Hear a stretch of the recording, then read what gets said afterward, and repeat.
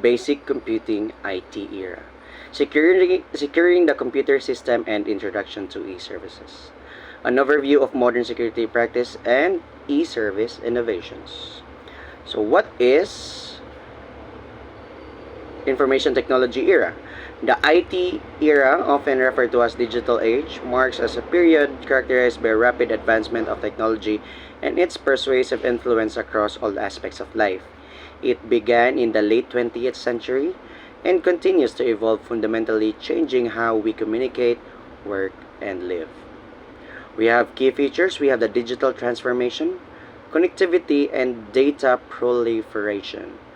The digital transformation is we have the integration of digital technology into all areas of business and personal life, fundamentally altering how organizations operate and deliver value to customers. Next is we have connectivity. We have social media, online collaboration tools, and remote work platforms enhance communication and collaboration globally. Last is we have the data proliferation, the exponential growth of data generated from various sources including social media, sensors, and transactions. The importance of IT era. We have the impact on personal sector. We as a personal human being enhance communication and information access, enabling individuals to connect and learn. We have also greater convenience in daily tasks through online services, through banking, shopping, and education. Next, we have the impact on business sector. The impact on business sector, transformation of traditional business models or creation of new ones. It increased operational efficiency and customer engagement through technology-driven solutions. Last but not least, we have the impact on government sector. E-governance initiatives improve public service delivery and citizen engagement, enhance transparency and efficiency in government operations, leading to better resource management. The cyber law or internet law. We will now tackle about the unlawful acts of cybercrime. Cyber law is also known as internet law or the IT law or law of the internet.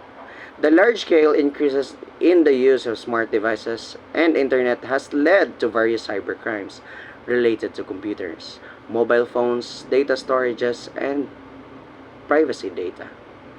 So here are the unlawful acts of cybercrime. Number one is we have the online fraud.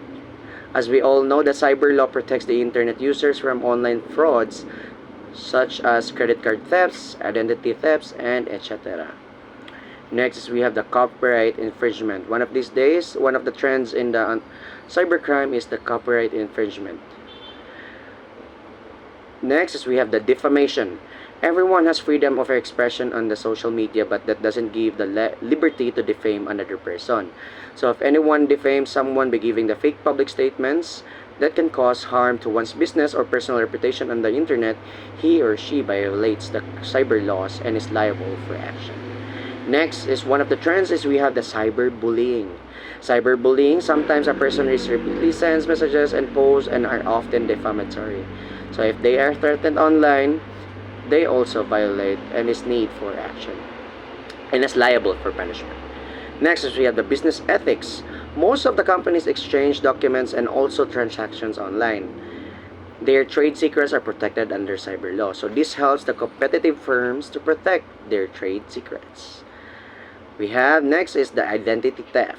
The people with malicious intentions steal personal data such as credit cards, details from internet and use of transacting money or extortion purposes. Examples of this is in Facebook. We have posers. Yes, that is also examples of identity theft. So why do we need security for why do we need cyber security? We need cybersecurity because we need availability of data for all. Today, anyone can get any information, may it be personal, professional, organizational. All data is accessible to any person in the world. So that's why we need cybersecurity. Also, protecting organizational data. Organizations share confidential data over the network with their employees for business purposes. Such data has to be protected from being leaked and used by other competitors. Next, we have the personal safety on the internet on social media. The personal information available on social networking sites such as Facebook, Instagram, Twitter, and etc. is also prone to hacking. National security. Cyber attacks and digital spying are one of the most dangerous threats to national security.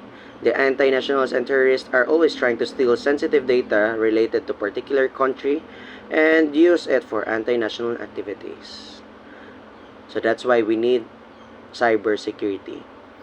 We have key components of computer system security. One, we have the confidentiality, ensures that sensitive information is only accessible and authorized to users. Next is the integrity, guarantees that the data is accurate and unaltered during storage of transmission. And last, we have the availability, ensures the information and resources are accessible to authorized users when needed. Security measures for computer systems. One of the examples is we have firewalls. Firewalls act as a barrier between trusted internal networks and trusted external networks. They monitor and control incoming and outgoing traffic based on predetermined security rules. We have two types of firewalls. We have the hardware firewalls and the software firewalls. Hardware firewalls are physical devices that provide a protective layer between the network and external threats.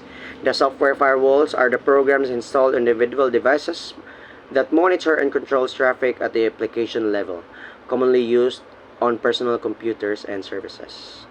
Next is we have another examples of security measures for computer systems is the antivirus software. Antivirus software is essential for detecting, preventing, and removing malware, including viruses, worms, and trojans. It helps systems from known and emerging threats because it helps gives us regular scans, updates, and real-time protection that may help us protect our computer systems. So next topic is we have the introduction to e-services. In our day-to-day lives, we may avail many services, and many of these services are our daily requirements, and few are needed occasionally. For example, transportation, communication, bills, water bills, and electricity bills are few of the services in earlier times to use in this trend on these e-services in these modern times. So here in this topic, we may be able to learn to define e-services, use the government-initiated e-services, describe benefits of e-services, and list the e-services provided by institutions. So the e-service, the definition of e-service is any service that can be availed electronically is known as e-service. Like, for example, our cell phones, mobile phones is also called an e-service. So the popular electronic mediums that we are using are telephone, call center services, mobile phones, as I have said, televisions, or internet.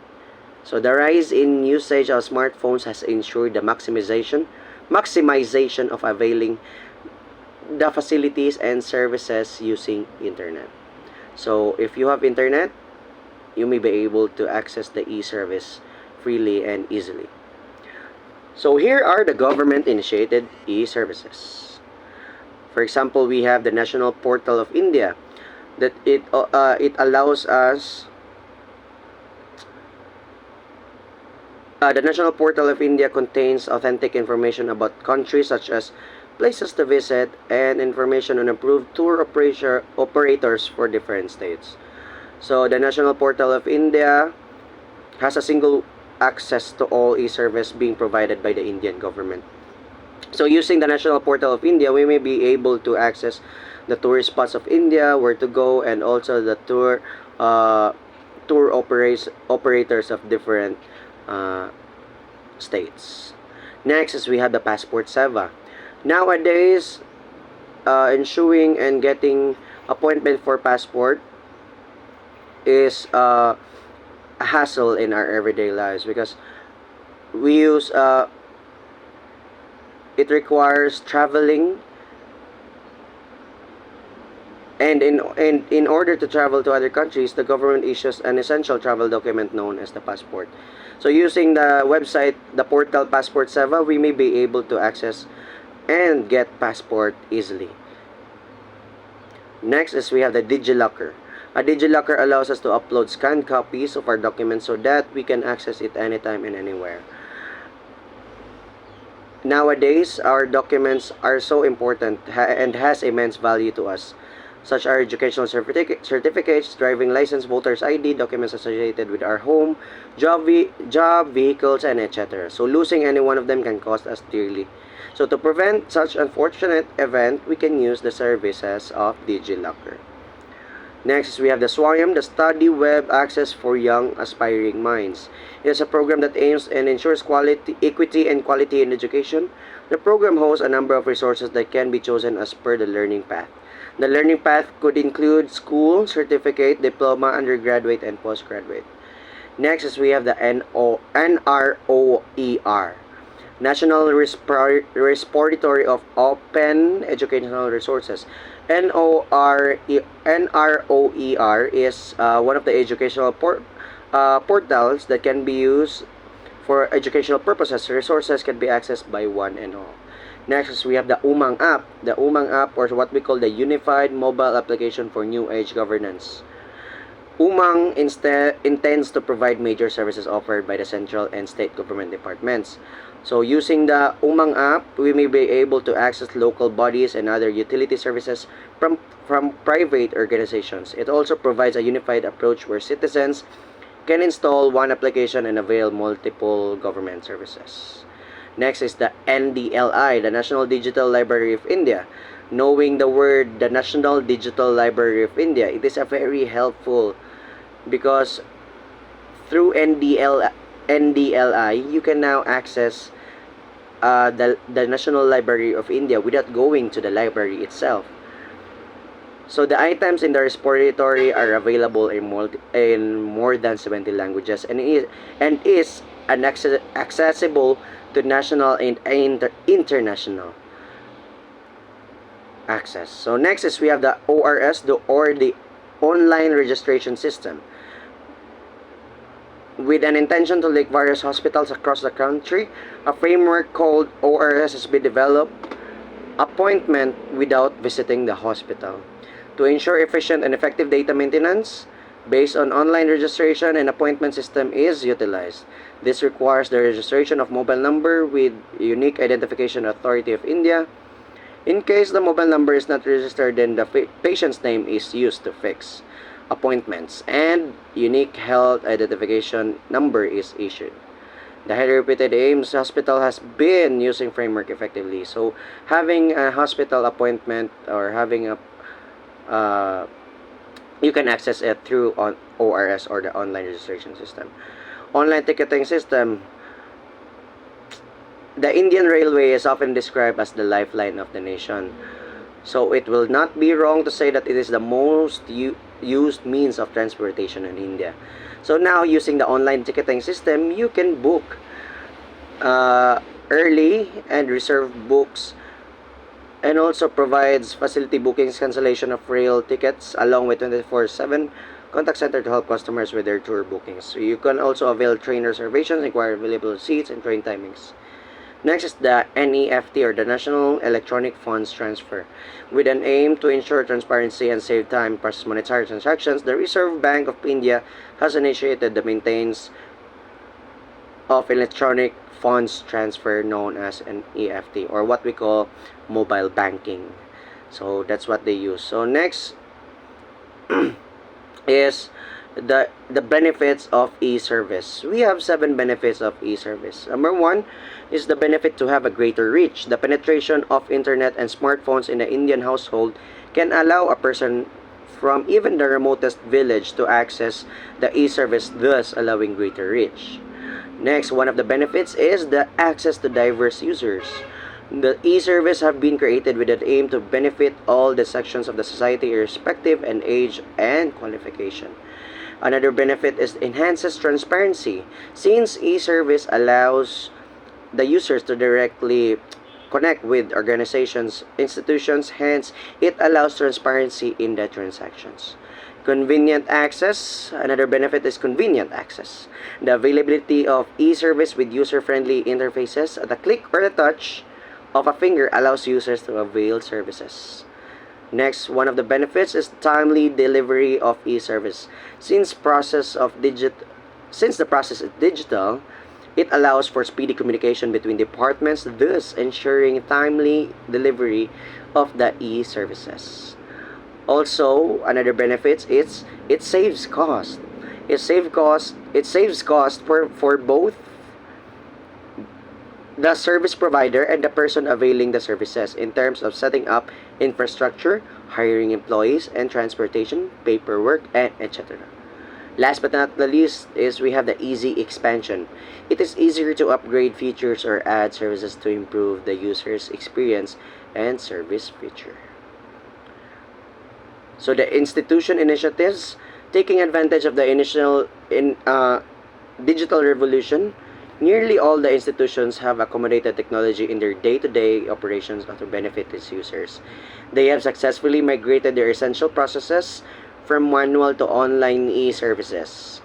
This provided by educational institutions can be broadly outlined as follows. Number one, we have filing of application form, viewing admit card, third is downloading study material, and lastly is viewing results. So those are the institution initiatives. So thank you for your attention. This is Prince L. Casañas, your reporter for today.